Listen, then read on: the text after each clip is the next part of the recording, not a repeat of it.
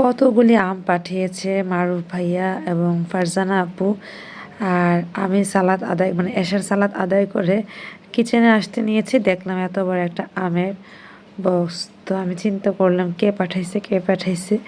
তো আদনানকে ফোন দিলাম যে কে পাঠাইছে আমগুলি। আদনান বললো হয়তো বা মাজার ভাই পাঠাইছে, বাট না, এটা এখন যেটা মা বলল মারুফ ভাইয়ারা পাঠাইছে। আর এত সুন্দর এই আমগুলি, মানে একেবারে মানে কালার যেরকম সুন্দর না, খেতে ওরকম মানে মজার ছিল আমরুপালি।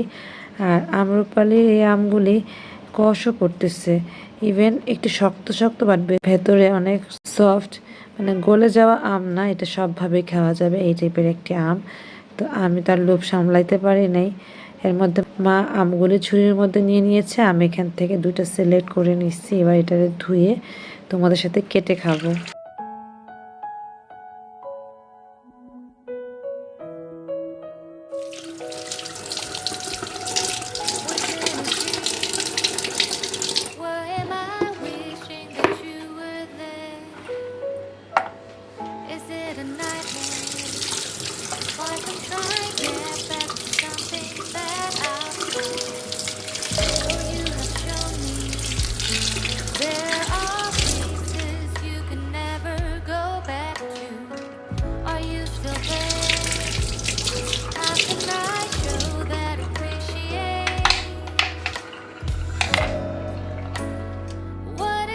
এত সুন্দর স্মেল ছিল এই আমের, আমরুপালির যে অরিজিনাল স্মেল সেটি এই আমে পাওয়া যাচ্ছে। আমি তো কাটতেছি আর অবাক হচ্ছে, এত মজার আমটা আসলে খুব মজার ছিল।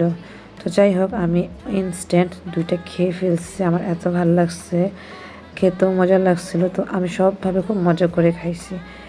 আমগুলি পিলার করার পরও আমি একটু ওয়াশ করে নিচ্ছি। যাই হোক, আমার কাছে মনে হয় আমরুপালি আমে কষ থাকতে পারে, তো যার কারণে আমি একটু ওয়াশ করে করে নিয়ে নিজের মতো করে খেয়ে নিচ্ছিলাম। আসলে আম তো খাওয়াই হয়। কয়েকদিন আগে মাজার ভাইয়া শর্মি আপু পাঠিয়েছিল অনেকগুলি আম, এত মজার ছিল। তো তার কয়েকদিন পর আবার মারুফ ভাইয়া আপু পাঠাইছে। তো সব কিছু মিলিয়ে আলহামদুলিল্লাহ এবার খুব মজার মজার আম পেয়েছি এবং খেতেও পারলাম। তো মারুফ ভাইয়াকে এবং আপুকে অনেক অনেক ধন্যবাদ জানাচ্ছি।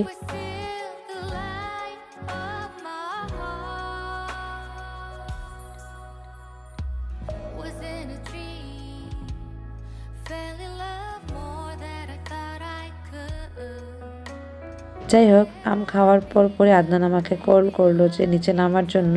আজান এবং আলাইজা এসেছে, ওদেরকে নিয়ে একটু ঘুরবো, খাবো, আর কিছু এয়ারপোর্টে কাজ আছে শম্পা, সেগুলো সেরে নিব। ও তোমাকে মারতো? কিছু করলে না। কিছু করলে মারতো? হ্যাঁ, কিছু করলে না। আচ্ছা, পেছনে কে আছে? আজান। আজান কি করছে? ওই যে আজান। আজান, সে হাই। আজান, অনেক গাড়ি আছে আমি জানি। তোমাদের 3টা গাড়ি আছে ফ্লাইং স্টাফে, আমাকে নেবে? আমাকে কবে নিয়ে যাবো বলো? আমি ফ্লাইং স্টাফ যেতে চাই। তাহলে তুমি ভিসা আনো। ফ্লাইং স্টাফ নিয়ে চলো। তাহলে দুইটা ভিসা নাও। আমরা তোমাদের সুটকেসে করে যাব। প্রায় 1 ঘন্টার মতো এয়ারপোর্টে আমরা মজা করতেছিলাম। আলাইজের সাথেও খুব গল্প করতেছিল আর বলতেছিল আমাদেরকে ফ্ল্যাগ স্টাফে নিয়ে যাবে এবং আমাদেরকে সে বললো ভিসা করার জন্য। তো বললাম আমাদেরকে লাগেজে করে নিয়ে যাওয়ার জন্য। এভাবে আমরা গল্প করতে করতে এর মধ্যে বাপ্পি ফোন দিচ্ছে, বললো যে বাচ্চাদের নিয়ে আমরা মানে খেতে যাবো। আর কোথায় খাবো? গ্যালিটসে, যেখানে বাচ্চাদের ফেভারিট চিকেন পেরি পেরি যেটা সস, ওগুলো ওদের পছন্দ। ওইভাবে করে বাপ্পি বললো ওইখানে গিয়ে খাওয়ার জন্য। তো আদনান, আমি, শম্পা, বাচ্চারা আছে। এবার আমরা যাচ্ছি হচ্ছে গিয়ে গ্যালিটস বানানিতে। গ্যালিটস অনেকবার খেয়েছি, তো আমি তো খুব এক্সাইটেড ছিলাম যে গোয়া লেমন খাবো, কারণ গ্যালিটস বা নান্দুস যেটাই বল, নান্দুস তো এখন নাই, সেটাই গ্যালিটস হয়েছে। তো সেখানকার গোয়া লেমন এত মজা লাগে। ইভেন গ্যালিটসের চিকেন প্লাস রাইস সবাই খুব এনজয় করে খায়। অনেস্টলি আমার কাছে ভালো লাগে না, চিকেনটা ফ্রেশ মনে হয়, বাট আছে না ওরকম আহামরি মজার, আমার কাছে জানি না, অতটা ভালো লাগে না। আমার কাছে নর্মাল অ্যাজ ইউজুয়াল মনে হয়, বাট সবাই কি মজা করে খায়, আমি তো অবাক হই। যাই হোক, আমরা অলরেডি কথা বলতে বলতে চলে আসছি গালি চড়ছে। I can't forget.